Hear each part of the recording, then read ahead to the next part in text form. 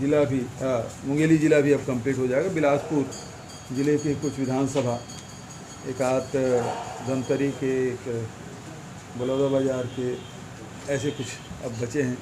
थोड़े से जो बचे हैं उसको भी हम लोग कंप्लीट कर लेंगे। तो इस प्रकार से भेंट मुलाकात कार्यक्रम बहुत ही सफल रहा है लोगों के बीच में, और बहुत सारी योजनाओं के बारे में जानकारी और साथ ही लोगों से विकास के जो मांग की गई उन सौगातों को भी दिया गया।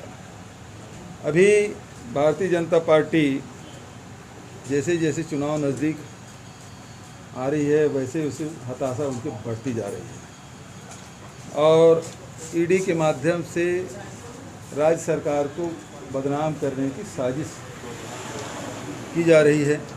मैं पहले भी बताया था, अब ईडी स्थायी रूप से, ईडी आईटी के लोग स्थायी रूप से रहेंगे, और जैसे जैसे चुनाव होगा ये लोग नए नए षड्यंत्र करेंगे। जहाँ तक कि शराब की बात है, शराब कॉरपोरेशन के माध्यम से जो विक्रय का निर्णय है वो रमन सिंह की सरकार में हुआ 2017 में, और 2017-18 में आबकारी मद से लगभग 3,900 करोड़ की प्राप्ति हुई। जब से नीति बनी, क्योंकि भाजपा शासनकाल में नीति बनी, और तब से 3900 करोड़ रुपया उस समय एक वर्ष में आया था।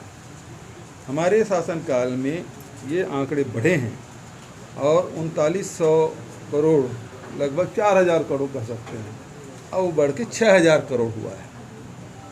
दूसरी बात ये है कि 2017 में जो शराब जो व्यवसाय से संबंधित डिस्टिलर है, अधिकारी है, परिवहन करता है, प्लेसमेंट एजेंसी है, उसमें कोई परिवर्तन नहीं हुआ। कई बार मुझे कहा गया कि इसमें ये वही लोग हैं, लेकिन हमने उसमें कोई परिवर्तन नहीं किया।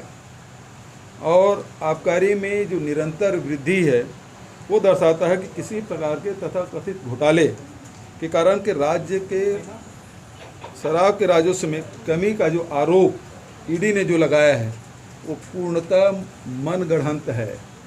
जब आपके राजस्व में 1.5 गुना वृद्धि हो गई, 1.5 गुना से अधिक, तो फिर आपका आरोप तो ऐसे मिथ्या हो जाता है। दूसरा, आबकारी विभाग के भारत सरकार वो हर साल उसकी ऑडिट करते हैं, और सीएजी विभाग ने छत्तीसगढ़ आबकारी विभाग को क्लीन चिट दी है। मतलब प्रति वर्ष ऑडिट होता है और ऑडिट के बाद उसको क्लीन चिट दी गई है।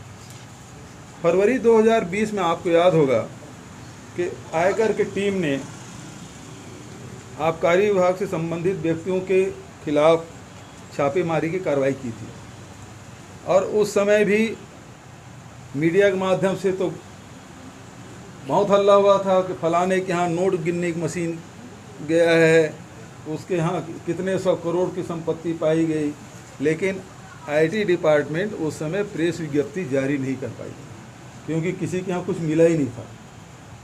फिर मार्च 2023 में, मतलब 13 महीने बाद, ईडी ने फिर छापा मारा, लेकिन उनको भी शर्मिंदगी का सामना करना पड़ा और उन्होंने कोई प्रेस विज्ञप्ति जारी नहीं किया। उस समय भी हम लोग कहे कि भाई यदि ईडी ने छापा डाला है तो प्रेस विज्ञप्ति तो जारी करे कि किस अधिकारी के यहाँ, किस नेता के यहाँ, किस व्यक्ति के यहाँ कितनी राशि जब्त की गई, चल अचल संपत्ति कितनी जब्त की गई, उसके ब्यौरा तो जारी करें। लेकिन उस समय भी और असफल रहे, और शर्त मारे ईडी अधिकारियों द्वारा भी प्रेस विज्ञप्ति जारी नहीं किया गया। अभी मैं लगातार ये बोलता रहा कि ईडी के अधिकारी ऑफिस में बुला के मारपीट कर रहे हैं, धमका रहे हैं, परिजनों को प्रताड़ित करने की बात हो रही है, उसको फर्जी केस में फंसाने की बात कही जा रही है, महिलाओं को भी रात भर नियम विरुद्ध उसे पूछताछ कर रहे हैं, खाने को नहीं दे रहे हैं, खाने दे भोजन दे दिए तो पीने को नहीं दे रहे हैं, सोने नहीं दे रहे हैं, और इस प्रकार से प्रताड़ित कर करके उन्हें जबरिया हस्ताक्षर करा लिए। प्रेस उसके जो नोट है वो पहले से टाइप होकर आता है और उसमें हस्ताक्षर करने के लिए कहते हैं। नहीं करोगे तो जेल भेजने की धमकी, नहीं तो तुम्हारे परिवार के लोगों को प्रताड़ित करेंगे, फर्जी केस में फंसा देंगे। इस प्रकार की धमकी दे दे के उन्होंने ये हस्ताक्षर कराए और ये 3 साल के अवधि बीत जाने के बाद भी कोयला में 500 करोड़ के बोले, इसमें 2000 करोड़ बोल रहे हैं, लेकिन कोई चला चल संपत्ति जब्त किया आपने?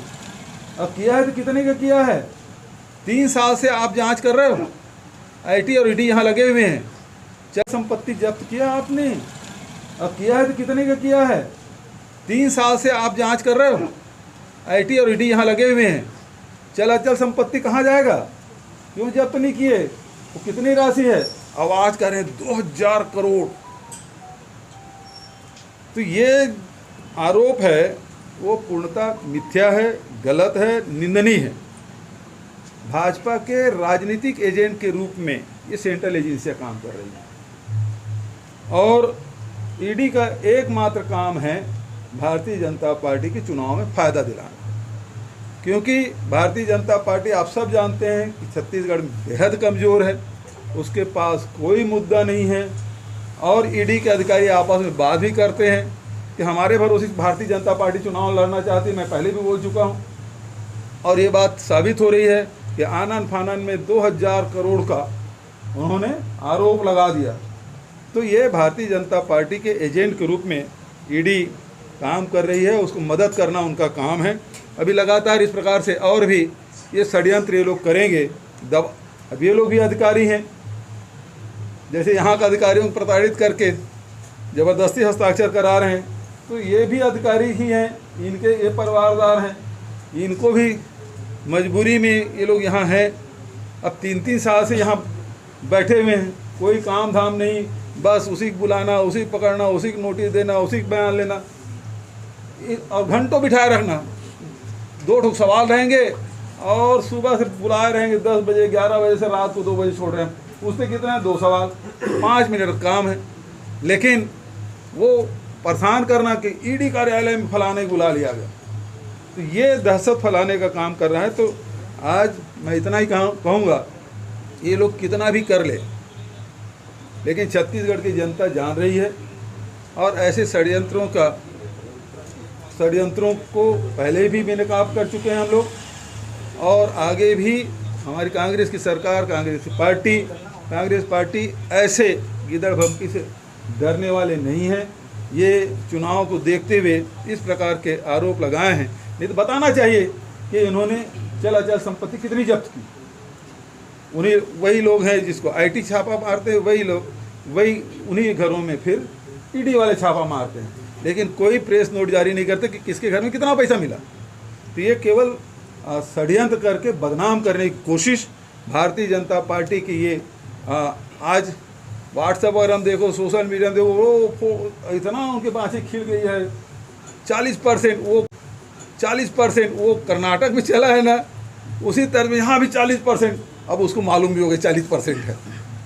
तो ये रमन सिंह और पूरी टीम भारतीय जनता पार्टी के जो 2 रुपये टिक वाले जो है ना, वो सब लोग लगे हैं। तो इससे न हम लोग डरने वाले हैं, न परेशान होने वाले हैं। हमको छत्तीसगढ़ की जनता ने मैंडेट दिया है, छत्तीसगढ़ की जनता की हम सेवा कर रहे हैं और राजस्व में वृद्धि किए हैं। पिछले सरकारों से लोग कहते हैं कि इतना पैसा कहाँ से आता है। किसान को जब लॉकडाउन के समय जब पैसा दिया तब किसानों ने कहा आपके पास इतना पैसा कहाँ से आता है, पहले भी सरकारें थी। आज राजीव गांधी किसान न्याय योजना, गोधन न्याय योजना, भूमि श्रमिक न्याय योजना और वृद्धावस्था पेंशन, मितानिनों के, आंगनबाड़ी कार्यकर्ताओं के, नगर सैनिकों के, सबके वेतन में वृद्धि हम लोगों ने की। भूमि श्रमिकों के साथ साथ आप देखिए बेरोजगारी भत्ता भी हमने देना शुरू किया है। तो डायरेक्ट हम लोग पैसा हितग्राहियों के खाते में डाल रहे हैं। पहले जैसे टिफिन, चप्पल, जूता, मोबाइल नहीं खरीदना कमीशन खाने के लिए, वो काम हम लोग नहीं करते थे। और सरोज पांडे जी कुछ बोल रही थी। जी केरल स्टोरी को पहले ही बात है भाई, देखो मैं इतनी सारी योजनाएं बताया, कहाँ से पैसा आता है? टैक्स से पैसा आता है। भारत सरकार हमको वैसे भी पैसा नहीं देती, कटौती करती रहती है। तो इसमें जीएसटी 18% लगता है। 9% राज्य को मिलता है, 9% भारत सरकार को जाता है। सरोज पांडे जी से ये कहना चाहूँगा वो भारत सरकार से मांग कर ले और पूरे देश भर में 9% तो कम से कम छूट करा दे। और दूसरी बात, पिक्चर देखने के बाद उस समय आपको याद होगा, आप सब गए थे मेरे साथ, हैं कश्मीर फाइल, भारतीय जनता पार्टी के लोग खूब बोले थे चलो कश्मीर फाइल देखने, विधानसभा चल रहा था, मैंने कहा चलो, मैं उनको भी निमंत्रण दिया था, पत्रकारों को भी निमंत्रण दिया, पत्रकार तो गए, कांग्रेस के विधायक लोग भी गए, मंत्री लोग भी गए, नहीं थे तो केवल भारतीय जनता पार्टी के लोग नहीं थे। ठीक बात बोल रहा हूँ? तो भाई अभी तो मैं व्यस्त हूँ, और यदि सरोज पांडे की पिक्चर दिखाना है तो रमन सिंह और उसके परिवार वालों को दिखा दे। ये क्या कौन सा है? हाँ, तो उसको रमन सिंह को जरूर ले जाए, निमंत्रण दे के पूरे परिवार को दिखाए। ठीक है, चलो बहुत बहुत धन्यवाद। बेरोजगारी भत्ता को लेकर आज भारतीय जनता युवा मोर्चा प्रदर्शन करने वाली है। उनका कहना है कि जो फॉर्म भरा जा रहा है उसमें शिथिल किया जाए, उस फॉर्म नियम है उसमें परिवर्तन किया। भारतीय जनता पार्टी के समय 15 साल जो नियम थे उसको निकाल के देख ले, और हमारे शासनकाल में जो नियम निकले हैं आवेदन